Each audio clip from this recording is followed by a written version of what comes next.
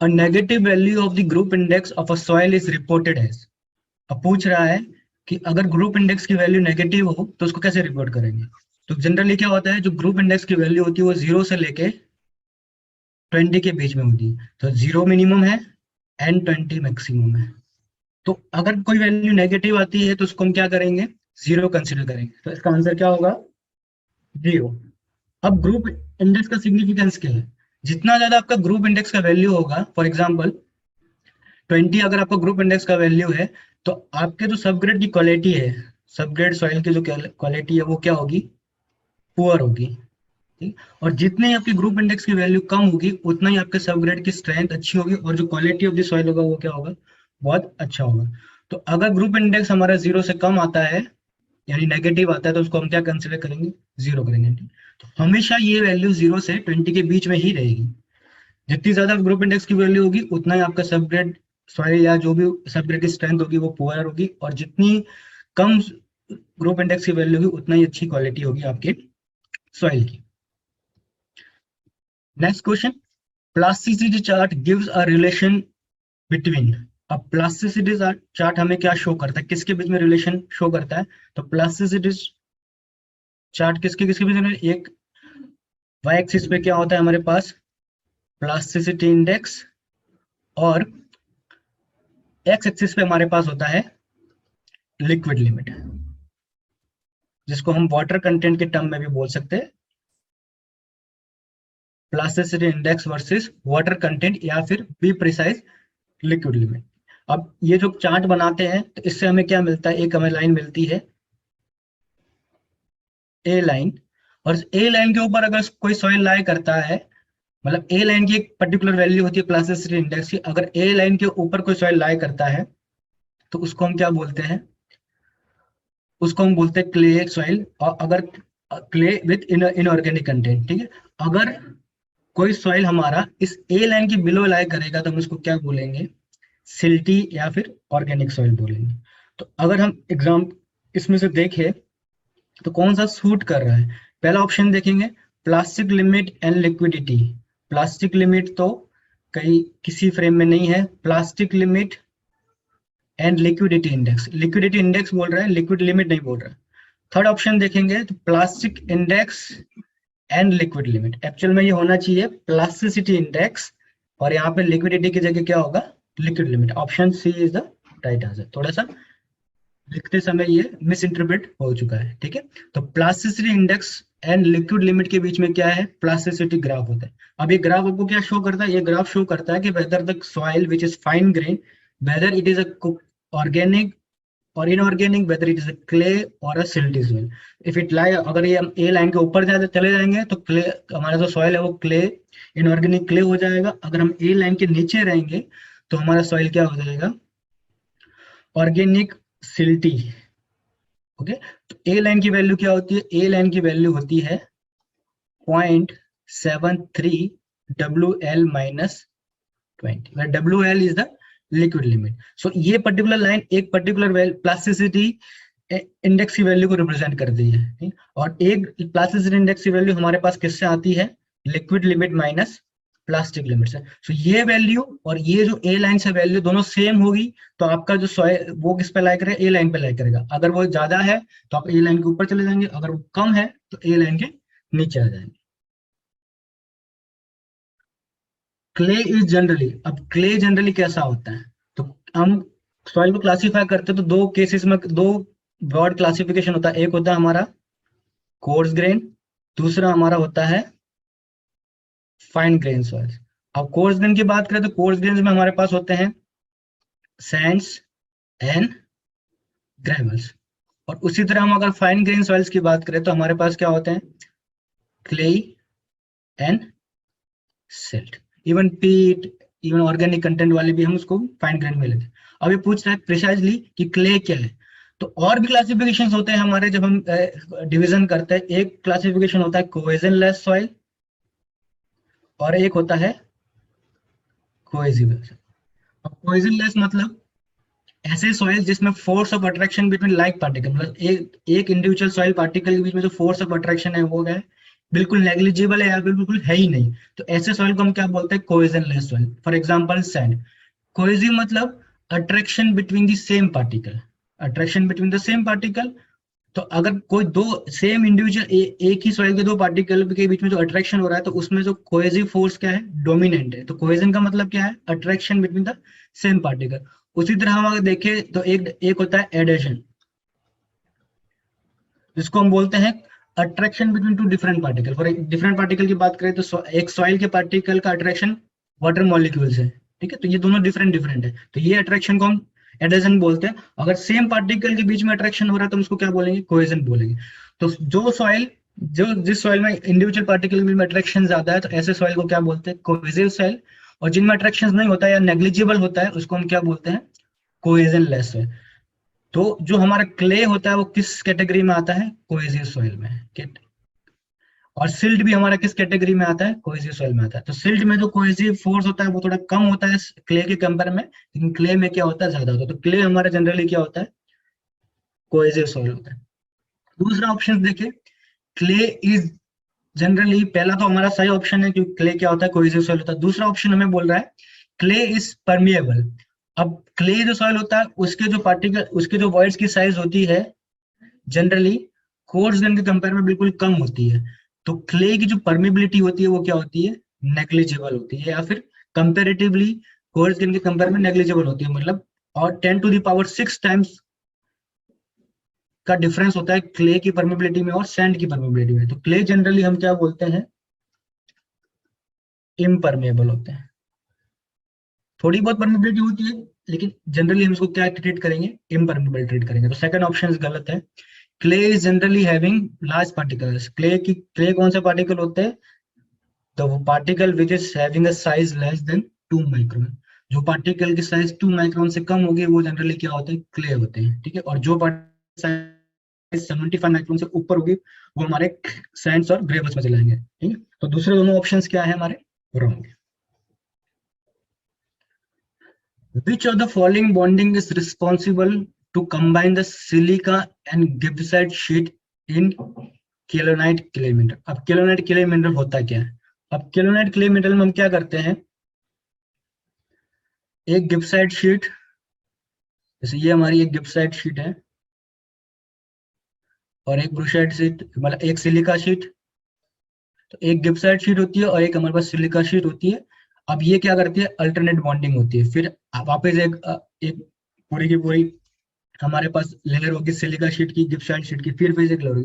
तो इन दोनों के बीच में जो बॉन्डिंग होती है वो बॉन्डिंग किसकी वजह से होती है, जैसे अगला मान लो ये आपके पास वापस गिब्साइट शीट और सिलिका शीट। तो ये जो बॉन्ड होता है दोनों के बीच में, ये बॉन्ड किसकी वजह से होता है, वो is responsible for bonding, hydrogen bond.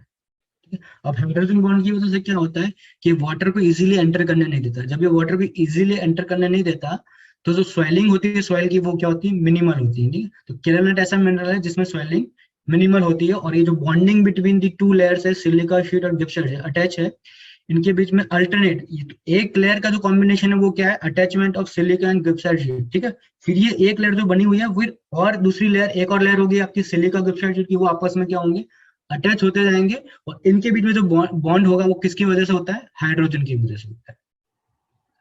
दूसरे ऑप्शन को देखिए तो कोवलेंट बॉन्ड किसी में नहीं होता, आयनिक बॉन्ड भी नहीं होता हमारे पास, और पोलर कोवलेंट बॉन्ड भी नहीं होता, ठीक है। दूसरे और मिनरल्स होते हैं जैसे मॉन्ट मिनरलाइट, इलियाइट। तो मॉन्ट मिनरलाइट में जनरली हमारा वंडरवॉल फोर्सेस बॉन्ड होता है, और जो हमारा इलियाइट होता है उसमें हमारा क्या होता है, पोटेशियम बॉन्ड होता है, ठीक है। The relationship between coefficient of consolidation CV, time factor TV, drainage path D and time T is given by। अब इनके बीच में रिलेशन कैसा होता है, तो टाइम फैक्टर दिया जाता है TV is equal to CV into T by D square, where TV is the time factor associated with the degree of consolidation। तो कितना degree of consolidation, for example किसी पर्टिकुलर सॉइल का settlement होना था, total settlement होना था 12 mm। अब for an instant अभी सेटलमेंट कितना हुआ है, 5 mm। तो ये जो रेशियो है 5 mm से 12 mm का रेशियो, ये आपको बता रहा है कि कितना डिग्री ऑफ सेटलमेंट हो चुका है। तो ये डिग्री ऑफ कंसोलिडेशन को रिप्रेजेंट करता है। और अगर एक बार हमें डिग्री ऑफ कंसोलिडेशन पता होता है तो उसके करस्पॉन्डिंग हम क्या कर सकते हैं, टाइम फैक्टर निकाल सकते हैं। तो अगर आपको टाइम फैक्टर पता है तो टाइम फैक्टर को निकालने के दो तरीके हैं। एक होता है T v is equal to π/4 into u square, where u is the degree of consolidation. तो इस केस में हम देखें तो टोटल सेटलमेंट हमारा कितना है 12 mm का, और at particular point of time पे जब हम देखें तो हमारा सेटलमेंट कितना हुआ है 5 mm का। तो 5/12 will be our degree of consolidation. इसको हम परसेंटेज के टर्म में भी रिप्रेजेंट कर सकते हैं या फिर फ्रैक्शन के टर्म में भी रिप्रेजेंट कर सकते हैं। तो यहाँ से भी हमें टाइम फैक्टर मिल सकता है, और इस इक्वेशन से भी हमें क्या मिल सकता है, टाइम फैक्टर। अब इस इक्वेशन को अगर हम वेरिएबल को अलग तरीके से लिखे तो हम यहाँ से लिख सकते हैं CV is equal to TV into D square upon T, where TV is the time factor, D is the drainage path। तो अब ड्रेनेज पाथ डिपेंड करता है कि आपका जो सॉइल का जो पाथ है वो डबल ड्रेनेज है, सिंगल ड्रेनेज है। फॉर एग्जांपल अगर दो ड्रेनेज लेयर एग्जिस्ट करती है, यहाँ पे भी ड्रेनेज लेयर एग्जिस्ट करती है और बॉटम में भी कोई ड्रेनेज लेयर एग्जिस्ट करती है, तो उस केस में क्या होगा, उस केस में क्या होगा कि आपका जो एक्चुअल में जो सॉइल की जो लेयर है थिकनेस H है, तो यहाँ पे जो वाटर मॉलिक्यूल होगा उसको ट्रैवल करने के लिए वो एक लंबा पाथ नहीं लेगा, वो क्या लेगा, जो भी नियर बाय पाथ है जिससे वो एक्सपेल हो सकता है, जिससे बाहर निकल सकता है, उस पाथ को फॉलो करेगा। ठीक है, तो ये इजीली क्या करेगा, इस पाथ के थ्रू बाहर निकल जाएगा वाटर मॉलिक्यूल। लेकिन अगर सिंगल ड्रेनेज होता, अगर ये सिंगल ड्रेनेज होता, ऊपर कोई ड्रेनेज लेयर नहीं होती, इस वाटर मॉलिक्यूल को बाहर निकलने के लिए ये पूरा लेंथ ट्रैवर्स करना पड़ता है। ठीक है, तो डबल ड्रेनेज के केस में क्या हो जाता है, ये जो आपका ड्रेनेज पाथ है, ड्रेनेज पाथ कितना हो गया, D is equal to H/2। अगर ये सिंगल ड्रेनेज होता है तो आपका ड्रेनेज पार्ट क्या रहता है, H के बराबर भी रहता है। ठीक है, तो डबल ड्रेनेज पार्ट डिपेंड करता है कि whether the medium is double drainage और सिंगल ड्रेनेज। तो TV into D square upon T। अब ये ऑप्शन मैच करते, किस में मैच कर रहा है, first option D square into TV into C is matching, बाकी सारे ऑप्शन क्या है, गलत है।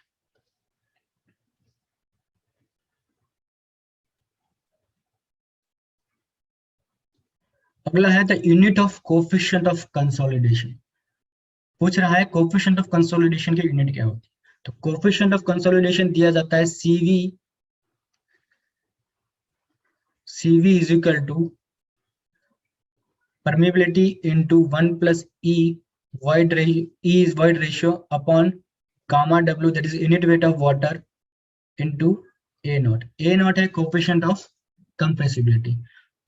अब अगर हमें K की यूनिट पता है, अगर वॉइड रेशियो की पता है, यूनिट वेट की पता है, और कोफिशिएंट ऑफ कंप्रेसिबिलिटी की यूनिट पता है, तो हम इजीली कोफिशिएंट ऑफ कंसोलिडेशन की यूनिट निकाल सकते हैं। अब कोफिशिएंट ऑफ परमेबिलिटी किस में होता है हमारा, जनरली सेंटीमीटर पर सेकेंड में। ऊपर से देखें 1 plus E is a volume of void to the volume of solid, तो दोनों तरफ वॉल्यूम है, तो E is a constant unitless parameter, so void ratio वो यूनिट नहीं है। ठीक है, यूनिट वेट की यूनिट बात करें तो ये होता है ग्राम पर सीसी में, ग्राम पर सीसी मतलब सेंटीमीटर क्यूब में। और A0 की बात करें तो ये किस में होगा आपका, तो कोफिशिएंट ऑफ कंप्रेसिबिलिटी दिया जाता है del E upon del sigma. So what is the change in the void ratio when there is a change in the stress. So initial कुछ स्ट्रेस हुआ होगा σ1, तब वॉइड रेशियो मान लो E0 था। बाद में जब आपने कोई स्ट्रेस अप्लाई किया, कोई एम्बैंकमेंट की लोडिंग आई उस सॉइल पे, तो स्ट्रेस कितना हो गया σ2, और वॉइड रेशियो कितना हो गया आपका E2। तो कितना चेंज आया स्ट्रेस में, डेल सिग्मा का, उसी तरह आपका वॉइड रेशियो में भी चेंज आया डेल E का। तो change in the void ratio with respect to the change in the stress. तो इन दोनों के रिस्पेक्ट में, इन दोनों के अगर हम फ्रैक्शन के टर्म में रिप्रेजेंट करें तो उसको क्या बोलते हैं, कोफिशिएंट ऑफ कंप्रेसिबिलिटी। अब ऑब्वियसली क्लियर है, del is a void ratio, तो वॉइड रेशियो यूनिटलेस होता है, और डेल सिग्मा स्ट्रेस की यूनिट हमारी होती है न्यूटन पर मीटर स्क्वायर में। तो अगर ये न्यूटन पर मीटर स्क्वायर में है तो ये आपका क्या होना चाहिए, मीटर स्क्वायर पर न्यूटन, क्योंकि A0 is inversely proportional to stress. तो स्ट्रेस की यूनिट अगर न्यूटन पर मीटर स्क्वायर है तो A0 जो कोफिशिएंट ऑफ कंप्रेसिबिलिटी है, इसकी यूनिट क्या होगी, मीटर स्क्वायर पर मीटर। अगर हम इसको ध्यान से देखें तो ग्राम और न्यूटन, तो इसको हम एक्सेलरेशन से मल्टीप्लाई करके इजीली चेंज हो जाएगा। तो इसको भी आप चेंज कर सकते हो, अगर यूनिट वेट को लिखना चाहो तो किलो न्यूटन पर मीटर क्यूब, और इसको हम लिख सकते हैं मीटर पर सेकंड में, चाहे सेंटीमीटर पर सेकंड लिखो, mm पर सेकंड लिखो, मीटर पर सेकंड लिखो, उससे कोई इम्पैक्ट नहीं पड़ेगा, जस्ट कन्वर्जन सही होना चाहिए। तो यूनिट वेट को हम किलो न्यूटन पर मीटर क्यूब भी लिख सकते हैं, और इस परमेबिलिटी को मीटर। अब आप देखेंगे तो मीटर स्क्वायर और मीटर क्यूब में से मीटर कैंसिल और मीटर ऊपर चला गया, तो ऊपर के आगे आपका मीटर स्क्वायर। किलो न्यूटन और न्यूटन, तो आप मीटर स्क्वायर पर न्यूटन के रिस्पेक्ट में लिख सकते हो या मीटर स्क्वायर पर किलो न्यूटन लिख सकते हो, तो किलो न्यूटन और न्यूटन एक दूसरे को कैंसिल कर देंगे। तो मीटर स्क्वायर ऊपर से क्या आया आपके पास, मीटर स्क्वायर पर सेकेंड। तो कोऑफिशिएंट ऑफ कंसोलिडेशन की यूनिट क्या हुई, मीटर स्क्वायर पर सेकेंड। अब ऑप्शंस में देखेंगे तो पहला ऑप्शन है ग्राम पर सेंटीमीटर स्क्वायर पर सेकेंड, तो ग्राम कई ऑप्शन में नहीं है, क्योंकि ग्राम को आप किलो न्यूटन में कन्वर्ट कर सकते हो और किलो न्यूटन न्यूटन से कैंसिल आउट हो जाएगा, तो ग्राम कोई ऑप्शन में नहीं, तो फर्स्ट और सेकंड ऑप्शन गलत है। दूसरे दो ऑप्शंस देखें तो सेंटीमीटर स्क्वायर पर सेकंड, इजीली आप मीटर स्क्वायर को सेंटीमीटर में कर सकते हैं just by the multiplication, multiplying with the 10 to the power 4। तो सी ऑप्शन हमारा क्या है, सही है। डी ऑप्शन गलत है, सेंटीमीटर क्यूब पर सेकंड नहीं होता, सेंटीमीटर स्क्वायर पर सेकंड होता है। A friction pile of diameter 50 centimeter is embedded 15 meter into the homogeneous consolidated clay deposit. If the adhesion factor is 0.7 and the adhesion developed between the clay and the pile shaft is 4 ton per meter square, what is the safe load for the factor of safety? पहला word देखिए, पहला इसमें बोल रहा है कौन सा pile है, फ्रिक्शन पाइल है। तो फ्रिक्शन पाइल की जब हम बात करें, तो जब भी पाइल की बात करें तो दो अल्टीमेट बेयरिंग कैपेसिटी दो कंपोनेंट्स का होता है, एक होता है एंड बेयरिंग कैपेसिटी। जब हम अल्टीमेट बेयरिंग कैपेसिटी की बात कर रहे हैं तो एक होता है आपका end bearing that is PU, और एक होता है स्किन फ्रिक्शन की वजह से। तो जब फ्रिक्शन पाइल होता है तो जो एंड बेयरिंग कंपोनेंट होता है वो बिल्कुल नेग्लिजिबल होता है, नियरली जीरो कहा जाता है। और जब फ्रिक्शन पाइल वैसी पाइल होती है जो सारा का सारा लोड जो भी उस पर आ रहा है वो किसके थ्रू कैरी करती है, with the help of screen friction. अब क्वेश्चन में बोल रहा है a friction pile of diameter 50 centimeter is embedded into a 15 meter embedded 50 meter into homogeneous clay. तो हमारे पास एक फ्रिक्शन पाइल है जो कि सॉइल में एम्बेडेड है, कितनी 15 मीटर लेंथ में। डायमीटर कितना है इसका 50 सेंटीमीटर यानी 0.5 meter. If the adhesion factor is 0.7 and the adhesion develops between the clay and the pile, that is Cu given as 4 ton per meter square, और what पूछ रहा है कि सेफ लोड क्या होगा। As per static load formula, friction pile की वजह से जो लोड कैरिंग कैपेसिटी होती है वो कितनी होती है, Qu is equal to Qf, it is equal to alpha into Cu into surface area. तो सरफेस एरिया, क्योंकि हम स्किन फ्रिक्शन की बात कर रहे हैं तो सरफेस एरिया की बात करें तो सरफेस एरिया क्या हो जाएगा, तो जो भी सरफेस का अराउंडिंग जो भी एरिया है तो सरफेस एरिया हो जाएगा हमारा पेरीमीटर इंटू दी लेंथ। तो इसको हम लिखेंगे Qu is equal to alpha कितना है हमारे पास 0.7, Cu हमारे पास है 4 T पर टन पर metre square into area surface area of the pile. Surface area की बात करें तो it will be perimeter into the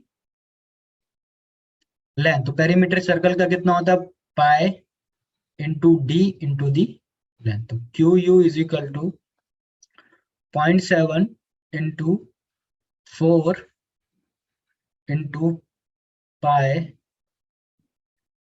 into D. So D हमारे पास है यहाँ पे 0.5 और लेंथ हमारे पास है 50। अब इसको हम सॉल्व करेंगे तो ये हमारा कितना आएगा 0.7 into 4 into pi into 0.5 into 50, तो ये आ रहा है 65.97। क्यू यू कितना है 65.97 टन पर मीटर स्क्वायर। सो ये कैपेसिटी है पाइल की कि इतना लोड पर यूनिट एरिया ले सकता है, लेकिन साथ में लिखा है कि what will be the safe load if factor of safety 3। तो ये एक्चुअल कैपेसिटी है, लेकिन हम इसको इतना लोड ट्रांसमिट नहीं करेंगे क्योंकि इस लोड पे जो फेल हो जाएगी तो हम थोड़ा बी ऑन सेफर साइड हमें क्या करना है, फैक्टर ऑफ सेफ्टी प्रोवाइड करना है। कितना फैक्टर ऑफ सेफ्टी प्रोवाइड करना है 3 का प्रोवाइड करना है। तो एक्चुअल जो कैपेसिटी होगी वो कितनी हो जाएगी Qu by factor of safety that is 65.97 upon 3, that will be approximate 22, that will be approximate 22।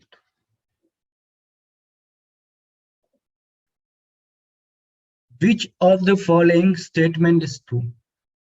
A pile is a cylinder member which transfer the load through its lower end on a strong stator. हाँ, ऐसा करती है pile. जो ऐसी pile को हम क्या कहते हैं, जो अपना लोड किससे ट्रांसफर कर रही है, लोअर एंड से। मतलब पाइल जब अगर लोड ट्रांसफर करेगी तो दो तरीके से लोड ट्रांसफर होता है, एक with the help of end bearing और दूसरा with the help of skin friction. अब स्किन फ्रिक्शन सिर्फ अगर पाइल सिर्फ स्किन फ्रिक्शन से लोड कैरी करते तो ऐसे पाइल को हम फ्रिक्शन पाइल बोलते हैं। अगर पाइल सिर्फ एंड पॉइंट से लोड कैरी करते तो ऐसे पाइल को हम एंड बेरिंग पाइल कहते हैं। तो a pile is a cylinder member which transfer the load through it's lower and on a strong starter. हाँ, ये ट्रू है, लेकिन ये पर्टिकुलर डेफिनेशन किसकी है, एंड बेरिंग पाइल्स की है। किसकी डेफिनेशन है, एंड बेरिंग पाइल्स की।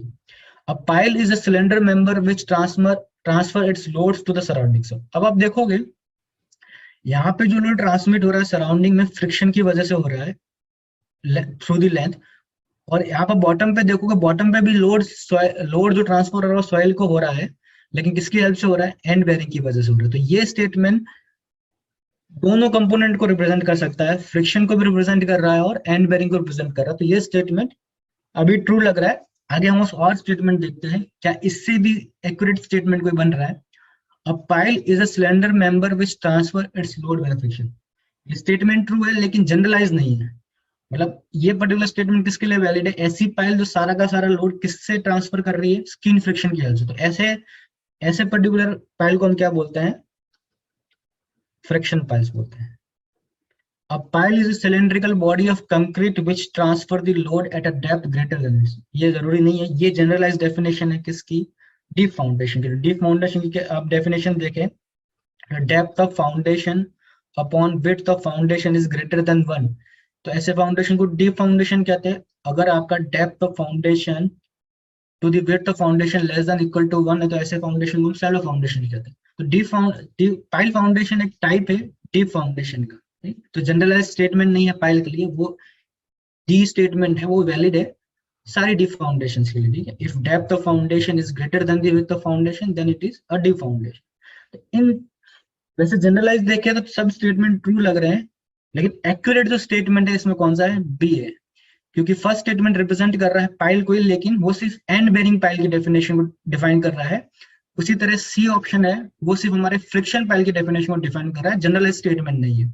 उसी तरह डी स्टेटमेंट को देखें तो ये डी फाउंडेशन का जनरलाइज स्टेटमेंट है, ना कि पाइल फाउंडेशन की generalise statement.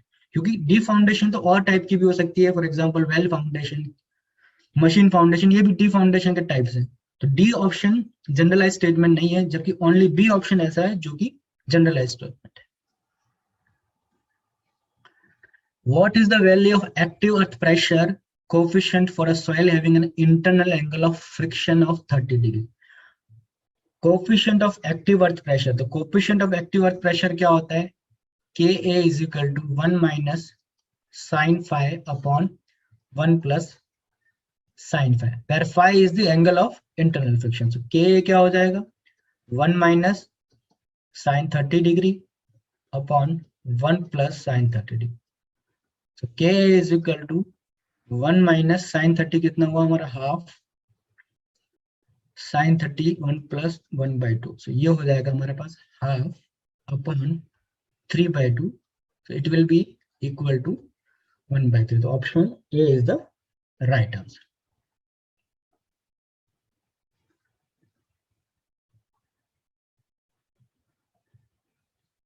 Which of the following represent expression for the passive work pressure?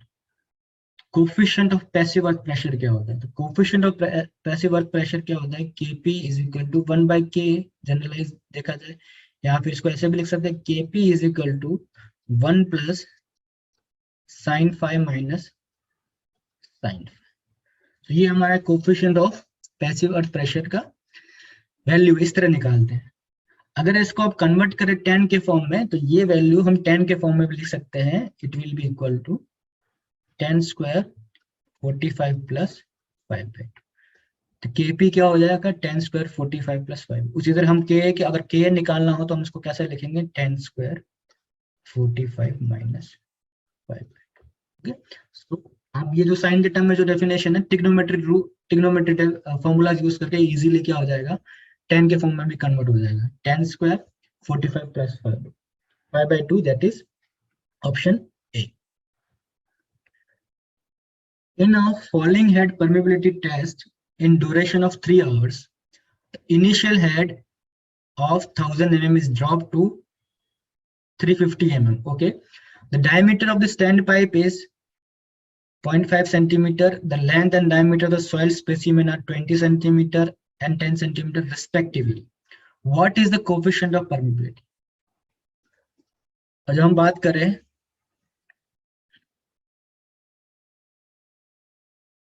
Falling head test की, तो फॉलिंग हेड टेस्ट किसके लिए किया जाता है?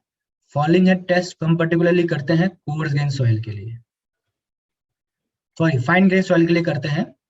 फॉलिंग हेड टेस्ट किसके लिए करते हैं? Fine grain soil, example clay और सिल्ट सॉइल की परमेबिलिटी निकालने के लिए करते हैं। अगर हमें कोर्स ग्रेन सॉइल की परमेबिलिटी निकालनी है तो हम क्या करेंगे? कांस्टेंट हेड टेस्ट यूज करेंगे। अब फाइन ग्रेन सॉइल में दिक्कत क्या है कि फाइन ग्रेन सॉइल की परमेबिलिटी कम होती है, ठीक है। तो जब इसमें हम कोई वाटर सप्लाई करेंगे ऊपर से सॉइल सैंपल में, तो वो बहुत टाइम लेगा बाहर निकलने के लिए, क्योंकि उसकी परमेबिलिटी कम है। तो थ्रू आउट दी जैसे परकोलेट होता रहेगा, तो धीरे धीरे परकोलेट होगा और उसको बहुत टाइम लगेगा सॉइल सैंपल से बाहर आने के लिए, ठीक है। तो इसके लिए हम क्या करते हैं, फॉलिंग हेड में एक स्टैंड पाइप यूज करते हैं। इनिशियली हम देख लेते हैं कि हमारा लेवल क्या है, ठीक है। तो ये इनिशियली लेवल कितना था? H1 था, बाद में लेवल ड्रॉप हो गया, ठीक है। तो ये इधर आ गया। तो अब हम यहाँ पे देख रहे हैं कि कितना पानी सॉइल के अंदर जा रहा है। हमें इससे लेना देना नहीं है कि कितना पानी सॉइल से बाहर निकल रहा है, क्योंकि सॉइल की परमेबिलिटी कम होती है फाइन ग्रेन सॉइल के केस में। तो आप जब पानी डालोगे तो बहुत ज्यादा टाइम लेगा पानी निकलने में, तो इतने टाइम तक हम वेट नहीं कर सकते हैं टेस्ट के लिए। तो हम क्या करते हैं, एक स्टैंड पाइप का यूज कर सकते हैं। अब देखते हैं कि इस स्टैंड पाइप में से कितना पानी हमारे सॉइल सैंपल के अंदर गया, कितना पानी एक्चुअल में सॉइल सैंपल के अंदर गया, वो हम रेड करते हैं। तो इनिशियली जो हाइट थी स्टैंड पाइप में कितनी थी? 1000 mm की, दैट इज H1, और फाइनल हाइट हमारी कितनी है? H2। तो ये हमें बता रहा है कि कितना पानी एक्चुअल में सॉइल के अंदर गया। और इस पानी को जाने में कितना टाइम लगा? 3 आवर्स लगे। कितना टाइम लगा? 3 आवर्स लगे। इस पाइप का डायमीटर हमें दे रखा है, सॉइल सैंपल की लेंथ दे रखी है, L is equal to 20 centimetre. Even हमें क्या दे रखा है? डायमीटर भी दे रखा है इस सॉइल का, दैट इज सैंपल का 10 सेंटीमीटर। अब coefficient of permeability fine grain soil में कैसे निकालते हैं? अब coefficient of permeability fine grain soil में निकालने के लिए क्या होता है? A is equal to 2.303 A into L upon 80 log to the base 10 H1 by H2। अब A क्या है? A है आपका एरिया ऑफ स्टैंड पाइप, और कैपिटल A क्या है? Area of soil sample. उसी तरह देखें, T is the time taken, कितना टाइम लिया उस पर्टिकुलर हाइट को ड्रॉप करने में। L is the length of the sample.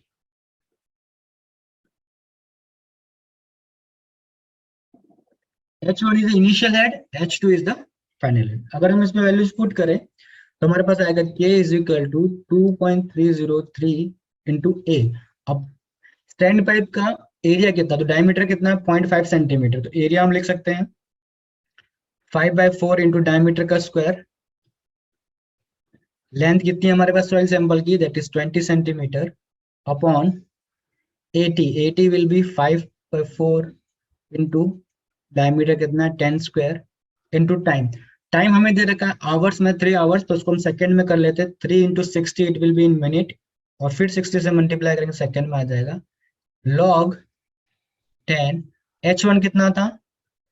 1000, और H2 कितना था? ये हमारा 350। एक बार फिर चेक कर लेते हैं। H1 हमारा था 1000 और H1 था हमारा 350। अब ध्यान से देखेंगे तो ये एरिया और एरिया कैंसिल आउट हो जाएगा, तो यूनिट का कोई इफेक्ट नहीं, यूनिट का इफेक्ट किससे आएगा? सिर्फ इससे आएगा, दैट इज लेंथ की यूनिट क्या है सेंटीमीटर में और टाइम की यूनिट क्या है सेकंड में। तो हमारा जो आंसर आएगा वो किस में आएगा, सेंटीमीटर पर सेकंड। इसको हम करेंगे तो 1000 divide by 350 log of answer into 2.303 into 0.5 square into 20 divide by 10 square divide by 3 divide by 60 divide by 60।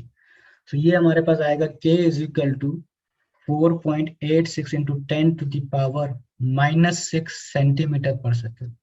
तो हमारा आंसर क्या आया, k is equal to 4.86 into 10 to the power -6 centimetre per second.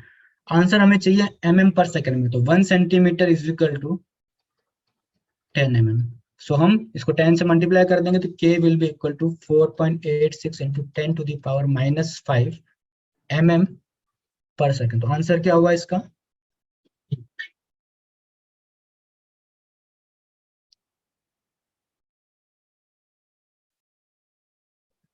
a 10 meter thick confined aquifer gives the steady state discharge of 0.03 meter cube per second through the well of 50 centimeter radius।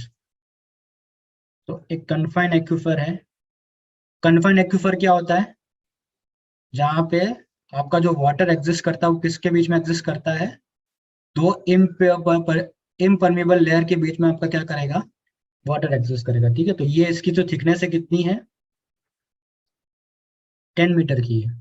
Due to pumping, the height of water in the well is dropped from 15 to 10 मीटर। तो initially जो water की height थी 15 metre थी from the datum, बाद में कितनी हो गई है, 10 हो गई। तो ड्रॉप कितने का आया, ड्रॉप हमारे पास कितने का आया, हेड लॉस या ड्रॉप कितना हुआ, 5 मीटर का।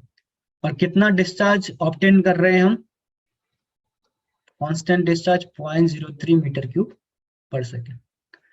Due to pumping, the height of the water in the well is dropped from 15 meter to 10 meter and the radius of influence is obtained as 500 meter। अब radius of influence क्या represent करता है कि अगर आपने पास में कोई ऑब्जर्वेशन वेल कर रखा है या दूर, तो यहाँ पे ड्रॉप 5 मीटर का हो रहा है, तो रेडियस ऑफ इन्फ्लुएंस रिप्रेजेंट करता है कि ये जो पंपिंग कर रहा है इसकी वजह से कितने नियर बाय एरिया में इफेक्ट पड़ रहा है। तो रेडियस ऑफ इन्फ्लुएंस एक पर्टिकुलर जोन होगा कि जिसके बियॉन्ड अगर आप देखोगे तो ड्रॉप ऑफ वाटर लेवल क्या हो जाएगा, 0 हो जाएगा। लेकिन रेडियस ऑफ इन्फ्लुएंस के अंदर अगर आप देखोगे तो कुछ ना कुछ वाटर ड्रॉप होगा corresponding to the water table. ठीक है, लेकिन अगर रेडियस ऑफ इन्फ्लुएंस के बियॉन्ड जाओगे तो या रेडियस ऑफ इन्फ्लुएंस पे क्या होगा, जो वाटर टेबल में एक्चुअल जो ड्रॉप है वो कितना होगा, 0 का। तो एक लिमिट है जिसमें जब वाटर पंप कर रहे हो तो जो इस पंपिंग की वजह से इफेक्ट आ रहा है वो इस रेडियस के अंदर ही इम्पैक्ट कर रहा है, इस रेडियस के बाहर वो चीज इम्पैक्ट नहीं हो रही है, उस पर्टिकुलर चीज को हम क्या कहते हैं, रेडियस ऑफ इन्फ्लुएंस। तो हमें पूछ रहा है कि कोफिशिएंट ऑफ परमिएबिलिटी क्या होगी mm पर सेकंड में। ठीक है, तो हमें सारी यूनिट लगभग मीटर में दे रखी है, तो पहले हम इसको मीटर पर सेकंड में निकाल देते हैं, उसके बाद हम इसको mm पर सेकंड में कन्वर्ट कर लेंगे। तो q is equal to 2 pi k into b s2 minus s1 upon ln radius of influence upon radius of well। Parameter देख ले, q is the discharge in meter cube per second, k is the coefficient of permeability, b is the thickness of aquifer, s2 is the head corresponding to initial head loss कितना, drawdown कितना हो रहा है corresponding to the well, s1 is the drop in the water table corresponding to the particular point। अगर हम radius of influence ले रहे हैं तो radius of influence पे ड्रॉप कितना होगा, 0 का ड्रॉप होगा। r is the radius of influence and rw is the radius of well। so यहाँ पे हम वैल्यू पुट करेंगे, 0.03 will be 2 pi k, b कितना है 10 मीटर, s2 is 5, s1 is 0 upon ln r radius of influence कितना है 500 metre. Since इसको हमने मीटर में रखा है तो ये भी हमारा किस में होना चाहिए, मीटर में होना चाहिए। तो रेडियस कितना है वेल का 50 सेंटीमीटर, दैट विल बी 0.5। इसको हम जब सॉल्व करेंगे तो हमारे पास क्या आएगा, कोएफिशिएंट ऑफ परमिएबिलिटी की वैल्यू आ जाएगी। सो ln 500 divide by 0.5 into 0.03 divided by 5 divided by 2 divided by 3.14 divided by 10। तो ये आता है हमारे पास 6.59 into 10 to the power -4 metre पर second. 6.59 into 10 to the power minus metre पर। आंसर पूछा है हमें mm पर सेकेंड में, इसको अगर हम 1000 से मल्टीप्लाई करेंगे तो हमारे पास क्या आ जाएगा, k will be equal to 0.66 mm per second. इसका आंसर क्या होगा, A option. The moisture content of a soil below which the soil becomes constant. तो हमारे पास तीन ऑप्शंस है, a moisture content of a soil below which soil volume become constant। ठीक है, तो मतलब ये क्या रिप्रेजेंट कर रहा है कि जैसे मान लो कोई सॉइल है, उसमें कुछ पर्टिकुलर वाटर कंटेंट है। अब हम क्या करेंगे, वाटर रिमूव करेंगे सॉइल में से, तो वाटर कंटेंट कम करेंगे तो धीरे धीरे क्या होगा, सॉइल का वॉल्यूम भी क्या करेगा, डिक्रीज करेगा। अब ये सॉइल का वॉल्यूम डिक्रीज कर रहा है, लेकिन एक पॉइंट ऐसा आएगा जब आप पानी कम कर रहे हो, वॉल्यूम ऑफ वाटर या कम कर रहे हो, तो सॉइल के वॉल्यूम में कोई इंपैक्ट नहीं आ रहा है। ठीक है, जो एक्चुअल में वॉल्यूम ऑफ वाटर था वो धीरे धीरे आप जब वाटर को निकाल रहे हो तो वॉल्यूम ऑफ वाटर कम हो रहा है, तो वॉल्यूम ऑफ सॉइल भी कम हो रहा है। लेकिन बाद में एक पॉइंट ऐसा आएगा जब आप पानी कम कर रहे हो तो वॉल्यूम ऑफ वाटर क्या होगा, वॉल्यूम ऑफ एयर से क्या हो जाएगा, रिप्लेस हो जाएगा। वॉल्यूम ऑफ एयर से रिप्लेस हो जाएगा तो सॉइल की वॉल्यूम में क्या आएगा, कोई चेंज नहीं आने वाला है। ठीक है, लिक्विड लिमिट नहीं होता, श्रिंकेज लिमिट भी नहीं होता, वो क्या होता है, श्रिंकेज लिमिट होता है, प्लास्टिक लिमिट भी नहीं होता। तो लिक्विड लिमिट क्या होता है, वो वाटर कंटेंट जिसपे सॉइल प्रैक्टिकली किस स्टेट में होता है, लिक्विड स्टेट में होता है, और उसकी जो स्ट्रेंथ होती है बहुत ही स्मॉल होती है, बहुत इन्फिनिटली बहुत स्मॉल स्ट्रेंथ होती है, जिसको हम मेजर कर सकते हैं, लेकिन उसकी स्ट्रेंथ प्रैक्टिकली आपका सॉइल किस में, लिक्विड स्टेट में, मतलब वाटर कंटेंट इतना ज्यादा है कि सॉइल किस तरह बिहेव कर रहा है, लिक्विड लिमिट। प्लास्टिक लिमिट क्या रिप्रेजेंट कर रहा है कि अगर हम किसी सॉइल में पानी मिक्स करें, उसको रोल करें 3 mm के डायमीटर में, तो वो क्या करेगा, उस पॉइंट पे जब हम उसको 3 mm के डायमीटर में रोल करेंगे तो उस पॉइंट पे क्या होने जाएगा, क्रम्बल करने लग जाएगा।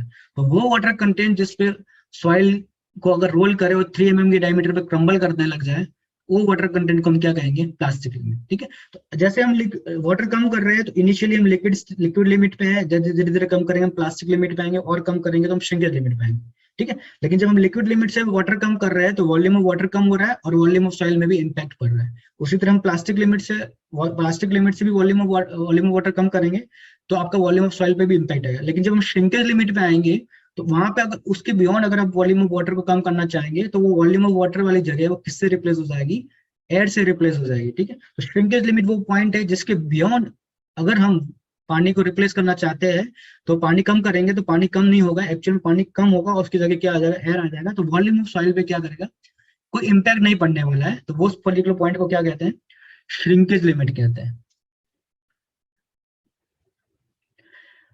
If the voids of a soil are full of air only, the soil is term। तो अब सॉइल के 3 स्टेट होते हैं, पार्शियली सैचुरेटेड। पार्शियली सैचुरेटेड में क्या होगा, सॉलिड्स, वाटर एंड एयर होगा। तो ये तीनों स्टेट अगर जब होंगे तो सॉइल को क्या कहते हैं, पार्शियली सैचुरेटेड। तो ये पर्टिकुलर पोर्शन है जिसमें एयर और वाटर मिक्स है, उसको क्या कहते हैं, वॉइड्स या वॉल्यूम ऑफ वॉइड्स। दूसरा अगर हम बोले कि अगर सारा का सारा सॉइल, सारे के सारे वॉइड्स हम किससे फिल कर दे, वाटर से फिल कर दे, तो सॉइल हमारा कैसा हो जाएगा, सैचुरेटेड स्टेट में। सिमिलरली अगर वॉइड्स, जो वॉइड्स वाली जगह है वॉल्यूम ऑफ वॉइड्स, उसमें सारी की सारी जगह क्या है, एयर्स की है, और दूसरा कंपोनेंट क्या है हमारे पास, सॉलिड्स। तो सारे के सारे वॉल्यूम ऑफ वॉइड को अगर हम एयर से रिप्लेस कर देंगे तो ये जो पर्टिकुलर स्टेट होता है उसको हम क्या कहते हैं, ड्राई स्टेट। तो 3 फिजिकल स्टेट पॉसिबल है, सॉलिड, एयर एंड वाटर अगर कंबाइंड फॉर्म में अवेलेबल है तो उसको हम पार्शियली सैचुरेटेड बोलेंगे। अगर सारा का सारा वॉइड्स वाटर से फिल है तो हम उसको सैचुरेटेड स्टेट बोलेंगे। अगर सारा का सारा वॉल्यूम ऑफ वॉइड्स एयर से फिल है तो उसको हम क्या बोलेंगे, ड्राई स्टेट बोलेंगे। तो उसका आंसर क्या होगा, the ratio of volume of voids to the total volume of soil mass, the ratio of volume of voids to the total volume of soil mass, so volume of voids to the total volume of soil mass, sorry total volume of soil mass। और तो ये particular ratio क्या होता है, porosity. और void ratio क्या होता है, वॉइड रेशियो होता है volume of void to the volume of soil. Definition में डिफरेंस समझिए, porosity is the ratio of volume of void to the total volume of soil mass, whereas the void ratio is the ratio of volume of void to the total volume of solid से। इसमें हम solid के compare में volume of void को compare कर रहे हैं, और इसमें टोटल वॉल्यूम के कंपेयर में हम देख रहे हैं कि हमारा वॉइड्स कितना है। तो वॉइड रेशियो आपका 1 से ज्यादा निकल सकता है, क्योंकि चांसेस है कि वॉइड्स सॉलिड से ज्यादा हो, लेकिन पोरोसिटी हमेशा आपका 0 से 1 के बीच ही रहेगा। The ratio of volume of voids to the total volume of soil mass is called porosity. अब एयर कंटेंट क्या होता है? एयर कंटेंट होता है volume of air upon volume of voids, तो इट इज एयर कंटेंट। एक और definition होती है जिसको हम बोलते हैं percentage air voids. Percentage air voids होता है volume of air upon total volume. जब हम परसेंटेज एयर वॉइड्स की बात कर रहे हैं तो हम जो पर्टिकुलर पोर्शन जो एयर से ऑक्यूपाइड है उसको कंपेयर करते हैं टोटल सॉइल के वॉल्यूम से। जब हम एयर कंटेंट की बात कर रहे हैं तो हम वॉल्यूम ऑफ एयर को कंपेयर कर रहे हैं टोटल वॉल्यूम ऑफ वॉइड से compare. Pycnometer is used to determine, ठीक है। तो पिग्नोमीटर दो चीजों के लिए डिटरमाइन होता है। पिग्नोमीटर में एक्चुअल में करते क्या है? पिग्नोमीटर में क्या करते हैं, एक पिग्नोमीटर सिंपल बोतल होती है, ठीक है। तो इसको 4 बार रीडिंग लेते हैं। इनिशियली इसको हम एम्प्टी वेट करते हैं, तो W1। फिर सेकेंड टाइम हम इसमें क्या करते हैं, सॉइल डालते हैं और उसको वेट करते हैं W2। फिर थर्ड टाइम हम जो सेकंड स्टेट में जो सॉइल था उसको एज इट इज रहने देते हैं और पूरा का पूरा इसको किससे फिल कर देते हैं, हम वाटर से फिल करते हैं, इसको वेट करते हैं W3। फोर्थ स्टेट में हम क्या करते हैं, सारा का सारा सैंपल या सारे के सारा सैंपल इसको रिमूव कर देते हैं और पूरी की पूरी पिग्नोमीटर को वाटर से फिल कर देते हैं। तो ये हो गया हमारे पास W4, W1, W2, W3, W4, ये हमारे पास रिलेशनशिप आ जाते हैं। तो उसमें हम क्या कर सकते हैं, स्पेसिफिक ग्रेविटी निकाल सकते हैं by using W2 minus W1 upon W4 minus W1 minus W3 minus W2। इस तरह हम स्पेसिफिक ग्रेविटी निकाल सकते हैं। तो पिग्नोमीटर का मेन यूज स्पेसिफिक ग्रेविटी निकालने के लिए, लेकिन इन पैरामीटर्स को आप इंटरचेंज करके इससे हम क्या निकाल सकते हैं, वाटर कंटेंट भी निकाल सकते हैं, ठीक है। तो पिग्नोमीटर वाटर कंटेंट निकालने भी काम आता है। स्पेसिफिक इन जनरलाइज हम इसको स्पेसिफिक ग्रेविटी निकालने के लिए यूज करते हैं, वाटर कंटेंट निकालने के लिए यूज नहीं करते, लेकिन इन डेटा से हम वाटर कंटेंट भी ऑब्टेन कर सकते हैं। W1, W2, W3, W4 हमें मिल रहा है, इसी को यूज करके हम वाटर कंटेंट भी निकाल सकते हैं। लेकिन इन जनरल हमें ये क्या देता है, स्पेसिफिक ग्रेविटी देता है। तो ये दोनों के काम आ सकता है, to get the water content as well as specific gravity. Match the type of test with the objective of the test. SPT, SPT से हमें क्या, SPT यानी स्टैंडर्ड पेनिट्रेशन टेस्ट। ये हम क्या करते हैं, सॉइल की condition, whether soil is having high strength, low strength, मतलब बेरिंग के पर्टिकुलरली फाउंडेशन डिजाइन के लिए SPT टेस्ट के रिजल्ट यूज करते हैं। और टिपिकली इसके रिजल्ट हम पाइल फाउंडेशन डिजाइन में यूज करते हैं SPT के। SPT हमारे काम आता है बेरिंग कैपेसिटी निकालने के लिए। हाइड्रोमीटर से हम क्या निकालता है, हाइड्रोमीटर हमें GSD निकालता है, ग्रेन साइज डिस्ट्रीब्यूशन, ठीक है। तो जनरली दो टाइप के सॉइल्स होते हैं, कोर्स ग्रेन सॉइल और फाइन ग्रेन सॉइल। तो कोर्स ग्रेन सॉइल का कंटेंट ज्यादा होता है तो सिंपल सीव एनालिसिस से चीजें सोल्व हो जाती है। लेकिन अगर फाइन कंटेंट ज्यादा है तो हमें क्या करना पड़ेगा, पर्टिकुलर साइज का कंटेंट कितना है, फॉर एग्जाम्पल 75 माइक्रोन से लेके 20 माइक्रोन के बीच में कितना कंपोनेंट है टोटल सॉइल का, तो उसको आइडेंटिफाई करने के लिए हमें क्या करना पड़ेगा, हाइड्रोमीटर करना पड़ेगा। हाइड्रोमीटर हम तभी अडॉप्ट करेंगे जब percentage passing through 75 micron सीव is greater then 12%। अगर 12% से कम है पासिंग तो आपको हाइड्रोमीटर करने की जरूरत नहीं है, क्योंकि सॉइल जो प्रीडोमिनेटली क्या होगा, कोर्स ग्रेन सॉइल होगा। अगर आपका 75 माइक्रोन सीव से पासिंग पर्टिकुलर सॉइल 12% से ज्यादा है तो उस केस में हम क्या करेंगे, हाइड्रोमीटर एनालिसिस करेंगे, ठीक है। तो इस पर्टिकुलर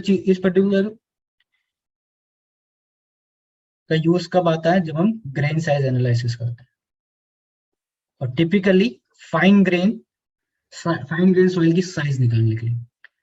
थर्ड है हमारे पास प्रॉक्टर टेस्ट। हम करते हैं कॉम्पैक्शन बिहेवियर के लिए। तो ये फॉक्टर किसके लिए यूज होता है? कॉम्पैक्शन के लिए, ठीक है। तो फॉक्टर टेस्ट से हमें क्या मिलता है? फॉक्टर टेस्ट से हमें मिलता है dry density versus moisture content के बीच में ग्राफ मिलता है, ठीक है। तो एक पर्टिकुलर पॉइंट पे, एक पर्टिकुलर मॉइस्चर कंटेंट पे डेंसिटी मैक्सिमम होती है, इनिशियली कम होती है, जैसे जैसे हम मॉइस्चर कंटेंट बनाते हैं तो हमारा जो ड्राई डेंसिटी क्या होती है, बढ़ती जाती है। और एक पर्टिकुलर पॉइंट ऐसा आता है जब हम और मॉइस्चर कंटेंट बढ़ाएंगे तो ड्राई डेंसिटी बढ़ने की जगह क्या हो जाती है, घटने लग जाती है, और हमें कुछ इस टाइप का ग्राफ मिलता है। तो ये पर्टिकुलर पॉइंट जहाँ पे डेंसिटी मैक्सिमम होती है उसको बोलते हैं मैक्सिमम ड्राई डेंसिटी, और यहाँ पे जो मॉइस्चर कंटेंट होगा उसको हम बोलेंगे ऑप्टिमम मॉइस्चर कंटेंट, ठीक है। तो इसके इस साइड को हम क्या बोलते हैं? Dry side. और इसके इस साइड को हम क्या बोलते हैं? ऑप्टिमम के अगर आप लेफ्ट में है तो उसको ड्राई साइड बोलेंगे, ड्राई ऑफ ऑप्टिमम। अगर आप ऑप्टिमम के लेफ्ट राइट में है तो उसको बोलेंगे वेट ऑफ, ठीक है। अब सॉइल अलग अलग तरीके से बिहेव करता है जब आप ड्राई साइड में हो और जब आप वेट साइड में। तो वेट साइड में सॉइल ऑलरेडी सैचुरेटेड, मतलब closer to the saturated state होता है, जबकि ड्राई साइड में वो closer to the dry state में होता है, ठीक। फोर्थ है वेन टेस्ट। वेन टेस्ट हम किस लिए करते हैं? वेन टेस्ट करते हैं हम shear strength निकालने के लिए। वेन टेस्ट किस लिए यूज होता है? shear strength निकालने के लिए, ठीक है। अब वेन टेस्ट में करते हैं क्या है? वेन टेस्ट में हमारे पास क्या होता है? दो ब्लेड्स होती है इस तरह की, जो कि एक दूसरे से क्या होती है, 90 डिग्री होती है, ठीक है। और एक हैंडल होता है, उसको हम सॉइल पे रखते हैं और ऊपर से पुश करते हैं। एक बार सॉइल में इंसर्ट करते हैं तो ऊपर से टॉर्क अप्लाई करते हैं। तो इनिशियली सॉइल की स्ट्रेंथ जब ज्यादा होगी तो आपको ज्यादा स्ट्रेंथ होगी तो आपको टॉर्क जो अप्लाई करोगे आपको ज्यादा अप्लाई करना पड़ेगा। सॉइल की स्ट्रेंथ कम होगी तो टॉर्क अप्लाई करना पड़ेगा। तो ये जो टॉर्क आपको कितना अप्लाई करना पड़ रहा है उसको रिलेट करते हैं हम सॉइल की स्ट्रेंथ से, ठीक है। तो ये जो वेन टेस्ट है दोनों में कर सकते हैं, फील्ड में भी कर सकते हैं और लैब में भी कर सकते हैं। और जनरली ऐसे सॉइल के लिए यूज करेंगे जो हाईली क्या होते हैं, प्लास्टिक, ठीक है। तो वेन टेस्ट हम तब यूज करते हैं जब हमारा सॉइल क्या होता है, हाईली प्लास्टिक क्ले होता है, ठीक है। उस केस में हम वेन यूज करेंगे। दोनों केसेस में यूज कर सकते हैं, लैब में भी यूज कर सकते हैं और फील्ड में भी यूज कर सकते हैं इसको। तो पहला एसपीटी हमारा क्या हो गया? बेरिंग कैपेसिटी, मतलब ए का हमारा हो गया 3, हाइड्रोमीटर यानी 1, बी का हमारा 1 हो गया, सी प्रॉक्टर, प्रॉक्टर का हमारा हो गया 4, एंड वेन डी का हमारा क्या हो गया 2। सो 3 1 4 2, 3 1 4 2, 3 1 2 4। तो ये ऑप्शन हमारा क्या हो गया, राइट आंसर।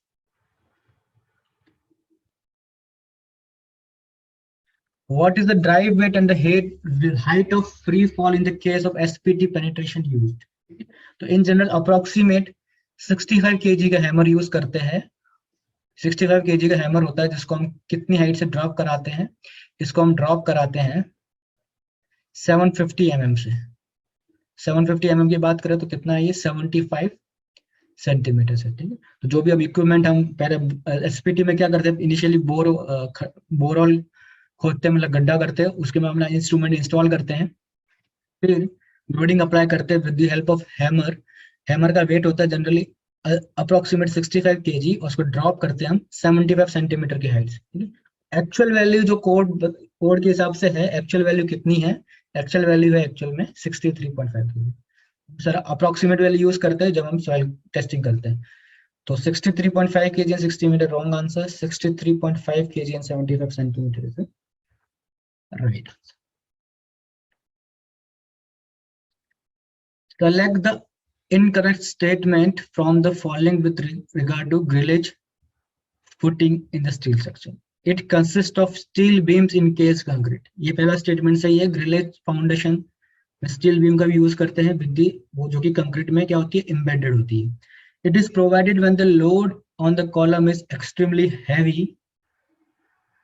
ओके, ये भी स्टेटमेंट सही है। ग्रिलेज फाउंडेशन का भी यूज करेंगे, और स्टील को भी यूज कर रहे हैं तो ऐसे जगह पे यूज करेंगे जब आपका सुपर स्ट्रक्चर का वेट क्या है, बहुत ज्यादा है, तब हम यूज करते हैं। The bearing capacity of soil should be very high to place grillage foundation. अब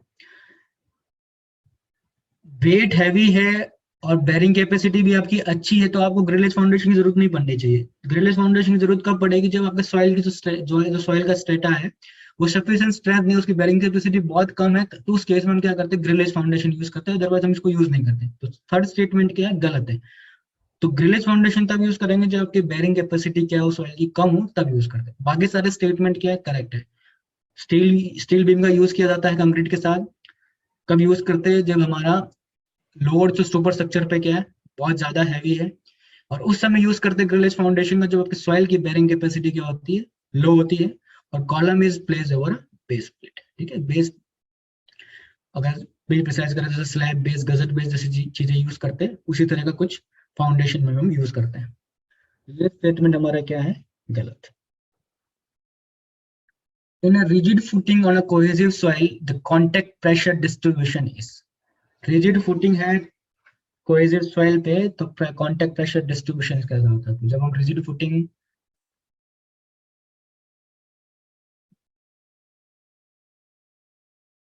rigid footing को rigid footing cohesive soil पे रखते हैं, तो इस तरह का कुछ distribution मिलता है। ये है contact pressure distribution। किस केस में? rigid footing on the cohesive soils। ठीक है, तो यहाँ पे देखिए ये एंड पॉइंट है, एंड पे क्या है आपका मैक्सिमम, और सेंटर में आपका क्या है minimum. So in a rigid footing on a cohesive soil, the contact pressure distribution is uniform? No. Non-uniform with maximum at the center? नहीं, सेंटर पे हमारा क्या है मिनिमम, तो ये स्टेटमेंट भी गलत है। नॉन यूनिफॉर्म है, यूनिफॉर्म नहीं है। With maximum at the end, and पे मैक्सिमम है, and minimum at the centre, centre पे क्या है मिनिमम। सी ऑप्शन हमारा क्या है correct. If the angle of internal friction phi is equal to 30 degree for the soil, the angle of failure plane relative to the major principal plane। तो अगर आपको angle of internal friction दे रखा है, तो major principal plane के respect में failure plane का angle कितना होगा। ठीक है, तो दो तरीके से दिया जाता है। Theta critical is given as 45 plus 5/2 और theta critical is equal to 45 minus 5/2। अब माइनस तब यूज होता है जब हम क्रिटिकल एंगल को माइनर प्लेन के रिस्पेक्ट में यूज कर रहे हैं। जब हमें मेजर प्रिंसिपल के रिस्पेक्ट में निकालना है तो हम प्लस साइन वाला यूज करते हैं। थीटा क्रिटिकल क्या होगा, theta critical will be 45 plus 5/2। Plus क्यों ले रहे हैं, क्योंकि हमें मेजर प्रिंसिपल प्लेन के रिस्पेक्ट में निकालना है कि what will be the angle of failure plane. अगर माइनर प्रिंसिपल प्लेन के रिस्पेक्ट में पूछा है तो माइनस साइन यूज करना पड़ेगा। 45 प्लस 5 कितना है, 5 हमारा है 30 divided by 2, it is equal 45 plus 30/2 that is 60 degree. Answer क्या होगा 60 degree. A shear work test was performed to give the following results for a cohesive soil sample. A shear work test was performed to give the following result for a cohesive soil sample. What will be the value of C and the phi? तो first case में आप देखो, case first shear stress कितना है हमारे पास 110 kilo newton पर metre square, और नॉर्मल स्ट्रेस कितना है, सिग्मा कितना है 150 किलो। अब शेयर स्ट्रेस और नॉर्मल स्ट्रेस किस तरह से रिलेटेड होते हैं, shear stress is equal to C plus sigma into 10 तो ये पहले इक्वेशन में बना सकते हैं। 110 will be equal to C plus 150 10 ये हमारी पहली इक्वेशन बनी। उसी तरह अगर हम सेकंड केस की बात करें तो सेकंड के केस में शेयर स्ट्रेस हमारा 120 है और नॉर्मल स्ट्रेस हमारा 250, तो हम लिख सकते हैं 120 will be equal to C plus 250 into 10 तो ये हमारी इक्वेशन बन गई सेकंड। अब आप ध्यान से देखें, अगर सेकंड को मैं फर्स्ट में से माइनस करूंगा तो हम ऐसे लिख सकते हैं 120 minus 110 is equal to C plus 250 10 minus C minus sigma C minus 150 10 simply क्या किया है, सेकंड इक्वेशन को फर्स्ट इक्वेशन को सेकंड इक्वेशन से माइनस किया, तो 120 माइनस 10 ये हमारे पास आ गया 10 is equal to C and C will be cancel out, 250 minus 150 will be 100 तो 10 कितना हो गया, 10 हमारे पास हो गया 0.1, सो 0.1 है। अब आप देखेंगे अगर आप दूसरी वैल्यू निकालेंगे नहीं तो भी हमारे पास आंसर आ जाएगा क्योंकि 10 की वैल्यू 0.1 है। ठीक है, फिर भी चेक करने के लिए हम देख लेते हैं कि सी की वैल्यू कितनी है। अब 10 की वैल्यू हमारे पास 0.1 है तो इसको फर्स्ट इक्वेशन में पुट करते हैं। फर्स्ट इक्वेशन में जब हम पुट करेंगे तो हमारे पास आएगा 110 will be equal to C plus 150 into 0.1, तो C will be equal to 110, 150 को 0.1 से मल्टीप्लाई करेंगे तो ये कितना हो जाएगा 15, it will be equal to 95 kilo newton पर मीटर स्क्वायर। तो 10/5 और सी ऑप्शन हमारा क्या हो गया।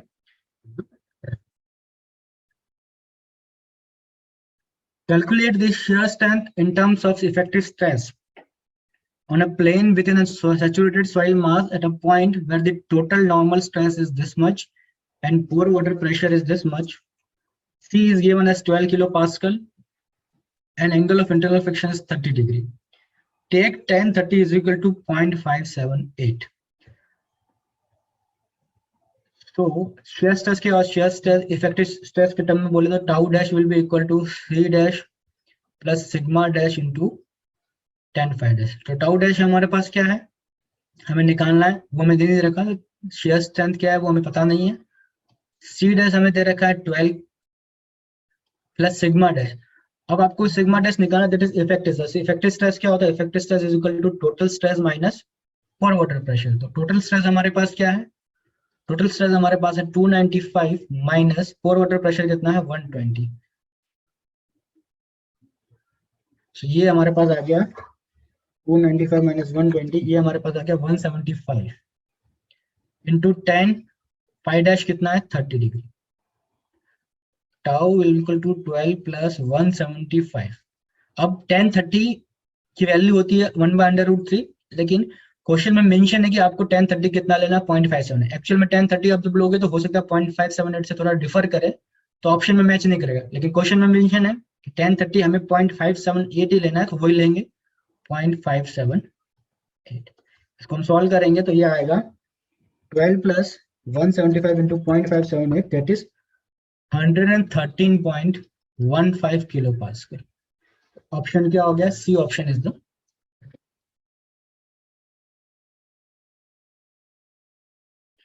Undisturbed sample are obtained by. Undisturbed sample, अब सॉइल जब भी हम कोई सैंपल ऑब्टेन करते हैं टेस्टिंग के लिए, जनरली हमारे पास दो टाइप के सैंपल्स मिलते हैं, एक होता है डिस्टर्ब, दूसरा होता है अनडिस्टर्ब। अब डिस्टर्ब जनरली कोई भी सॉइल सैंपल आप लोगे तो डिस्टर्ब हो ही जाता है, ठीक है, लेकिन अनडिस्टर्ब सॉइल सैंपल तब बोलेंगे जब जो डिस्टर्बेंस का लेवल कुछ हद तक ही हो, ठीक है। जब एक्चुअल में आप अनडिस्टर्ब सैंपल ऑब्टेन नहीं कर सकते फील्ड से, फिर भी ऐसे सॉइल सैंपल को हम अनडिस्टर्ब बोलेंगे जहाँ पर डिस्टर्बेंस लेवल एक पर्टिकुलर प्री डिटरमाइंड वैल्यू से क्या हो कम। तो अनडिस्टर्ब सॉइल सैंपल हम कब मिलते हैं, जब हम यूज करते हैं shell tubes. Shell tubes use करते हैं तो हमें क्या मिलता है, अनडिस्टर्ब सैंपल मिलता है। और शेल ट्यूब्स जनरली क्या होते हैं, इनको हम बोलते हैं थिन वॉल सैंपलर, ठीक है। तो अगर आप जो सैंपलर यूज कर रहे हैं उसकी थिकनेस जितनी कम होगी उतने ज्यादा चांसेस है कि आपका सॉइल का सैंपल क्या होगा, अनडिस्टर्ब होगा। जितनी थिकनेस आपकी बढ़ती जाएगी सैंपलर की, सॉइल का सैंपल क्या होगा, डिस्टर्ब होता जाएगा, ठीक है। तो थिकनेस बढ़ने से आपको आपका सॉइल सैंपल क्या हो जाएगा, डिस्टर्ब हो जाएगा। अगर थिकनेस कम होगी तो आपको अनडिस्टर्ब सॉइल सैंपल मिलेगा। तो इसका आंसर क्या है, बी।